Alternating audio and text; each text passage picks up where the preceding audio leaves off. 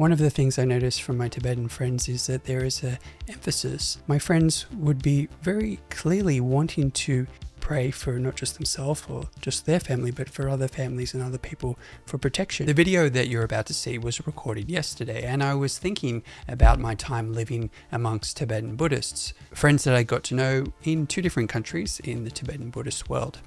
The hospitality, the level of care and protection that people want to give you, both physically and spiritually, is important. There's an interesting chapter here in Matthew, which is in one of the Gospels, which records the life of Jesus Christ. And in chapter 7 of Matthew, it says, "Judge not, that you do not be judged. For with the judgment you pronounce, you will be judged. And with the measure you use, it will be measured to you." In a moment, I'll be reading from a very small portion of a larger story found in the New Testament, and I will list it below, and I hope that you will find time to read it both in the Tibetan language or English or whatever language you speak. And to the man who asked him to heal his servant, the centurion, Jesus said, "Go, let it be done for you as you have believed." And the servant was healed at that very moment. I would love for you to take time and read it.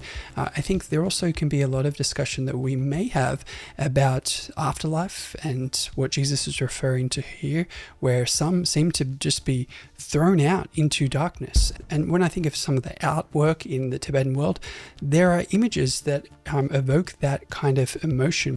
My particular interest here is Jesus being the way, to be freed in a way that is transformative, that the Holy Spirit dwells in us, and that we walk with God. In a video like this, where I'm not actually contrasting 2 religions, but speaking specifically about Jesus and how I see him as the way both to life now and life forever, an abundance of goodness, the one that brings peace and casts out all evil, the one that we can trust in.